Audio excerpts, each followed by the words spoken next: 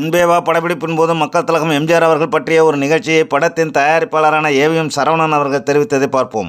அன்பேவா படத்தின் முக்கிய காட்சிகள் சிம்லாவில் படமாக்கப்பட்டன. சிம்லாவில் பயங்கர குளிர். அங்கே போர் முனையில் காயமடைந்த இந்திய படையினருக்கான நிதி திரட்டும் நிகழ்ச்சி நடந்து கொண்டிருந்தது. எம்ஜிஆரும் சரோஜாதேவியும் படப்பிடிப்பு முடிந்த மாலை நேரத்தில் சென்று கலந்து கொண்டார்கள். நீங்கள் இந்த நிகழ்ச்சியின் மூலம் எவ்வளவு பணம் திரட்டுகிறீர்களோ அதற்கு சமமான தொகையை நான் எனது தனிப்பட்ட அன்பளிப்பாக இந்த நிதிக்கு வழங்குகிறேன் என்று ஒரு அறிவிப்பை யாரும் எதிர்பார்க்காமல் வெளியிட அனைவரின் கைத்தட்டல்களை பெற்றார் எம்ஜிஆர். அந்த தொகை எவ்வளவு என்று தெரிந்ததும் தன் சம்பளத்தில் கணக்கு வைத்து கொள்ள சொல்லி எங்களிடம் இருந்து அந்த பணத்தை வாங்கி நிதிக்கு வழங்கினார் எம்ஜிஆர்.